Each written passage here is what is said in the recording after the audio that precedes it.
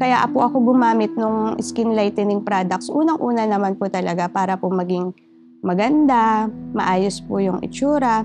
Kasi nga po yun ang gusto natin ng mga Pinay, makinis na mukha, tsaka po maputi. The desire for light or fair skin.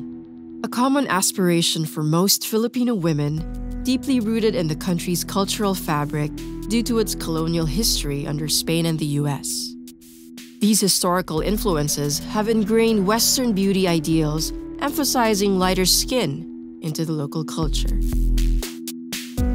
And in today's digital age, targeted advertising, social media, and peer pressure can further push individuals to conform to these beauty standards, perpetuating the demand for skin lightening products.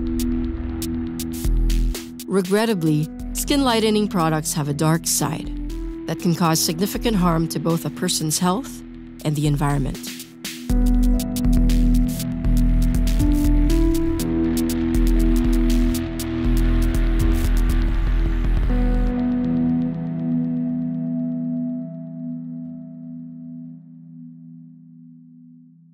Bali, nag-start po ako gumamit ng whitening product noong 2018. Ang ginamit ko po is pangalan niya Gory. Ginamit ko siya sa face and sa neck. Tapos pwede din daw po makapagpaputi sa kilikili, kaya tinry ko din po siya sa kilikili. Imbis na pumuti sa whitening cream na binili, abay namula at tinadtad ng pantal. After 3 weeks of using, lumabas po itong allergy. Grace is part of a group of Filipino women who in 2018 came forward to expose the severe skin conditions they suffered from using skin lightening products. Una po, nagkaroon ako ng mga maliliit na bilog na pantal-pantal sa mukha at sa kilikili. Hindi ko po yun pinansin. Bali, akala ko po sa panahon lang, kaya nagkaroon ako ng ganun dahil mainit ang panahon. After 2 days, medyo namula na po siya, tapos medyo makati na rin po. Pagkatapos po ulit ng 2 araw, mas kumapal pa po yung allergy ko sa mukha. Hanggang leeg na po siya, tapos sobrang kate, sobrang init sa pakiramdam na po nung allergy. Grace and the other women were diagnosed with contact dermatitis, further complicated by a weakened immune system hindering the healing process. Grace's case was even worse because she passed on the condition to her then 2-year-old baby. Nahawa ko po yung anak ko dahil nagbe-breastfeed po ako sa kanya that time. Sabi po ng pedya, possible daw po dahil sa lactation or sa skin contact, kaya po nahawa ko yung anak ko. Siya rin po nagkaroon po ng allergy, hindi lang po sa mukha, buong katawan po sa kanya at palipat-lipat. Yun din po yung isa sa matindi po na napagdaanan namin dahil po sa paggamit ng whitening cream. Gory, the skin lightening product that Grace and the other women victims used, was already banned by the Food and Drug Administration in 2017 due to its high mercury content. A highly dangerous chemical, mercury is added to skin whitening products for its ability to suppress melanin production, aiding in skin lightening. It's also present in other skincare products that target age spots, freckles, and blemishes. Regular use of mercury-added beauty products weakens the skin's defenses against bacterial and fungal infections, leading to problems such as rashes, discoloration, and blotches. Mercury is a neurotoxin that can cause irreparable damage to the nervous system.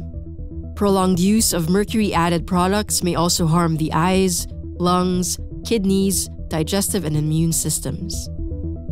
Mercury in beauty products not only endangers users but also poses risks to others as it can vaporize and spread through contact. But mercury's impact extends beyond skin lightening products, encompassing its entire life cycle from source to disposal. Since mercury is indestructible, its emissions and releases can accumulate, posing a significant threat to human health and the environment. On August 7, 2020, the Philippine government ratified the Minamata Convention on Mercury, the first legally binding global treaty designed to protect human health and the environment from man-made emissions of mercury and mercury compounds. The convention currently prohibits the manufacture, import, and export of cosmetics with a mercury content exceeding 1 part per million or 1 microgram per gram. In the recent 5th Conference of Parties to the Minamata Convention held in Geneva in 2023, parties have proposed that no mercury content should be allowed in cosmetics. The Food and Drug Administration has banned more than 90 mercury-containing cosmetic products since the ratification of the Minamata Convention. But recent field monitoring by the Philippine-based environmental NGO Ban Toxics indicates that such products, including brands still unlisted by the FDA, remain widely available in cosmetic shops located in malls and public markets. Dito nga sa ginagawa natin na market monitoring, ay napansin natin na halos patuloy yung pagbebenta at lalo pang dumadami yung mga skin lightening products na may taglay na mercury. Nakatago yan eh. Yung boss ko kasi bahala siya, magbayad siya. Pinuntahan na kami ng City Hotel. Pinuntahan na kayo? Bawal kasi yan dito. Bawal yung display. Bawal lapat yan i-display kahit bawal inaano pa rin. Pero yan, saan nanggagaling? Sa ibang bansa din galing yan, di ba? Pakistan yan, pero may pagdating dito, may ano sila dito, bagsakan na, yung ano talaga.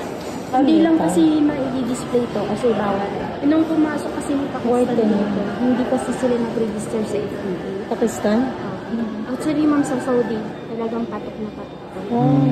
Paano nyo napapasok na kung walang approved?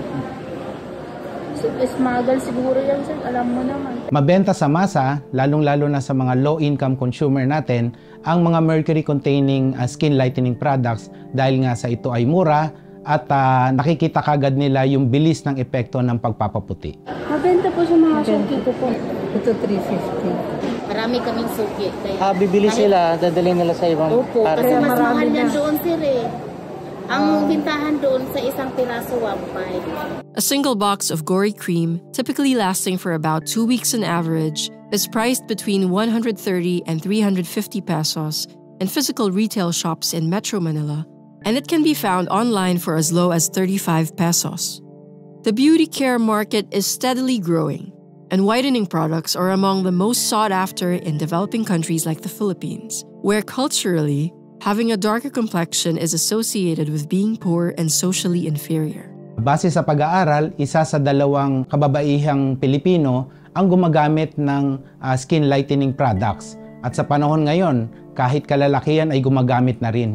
The market for skin lightening products has even grown exponentially in recent years due to their availability on e-commerce platforms. In July 2023, Ban Toxics participated in a global research on the availability of mercury-added skin lightening products in online markets. The group purchased 26 skin lightening products from the online platform Shopee for testing, including some brands already banned by the FDA. So this is a non-destructive elemental analyzer. It will analyze the different elements in, for example, in cosmetics. So it can monitor the mercury content or even lead content or other toxic elements. So I am testing day and night cream, Gory.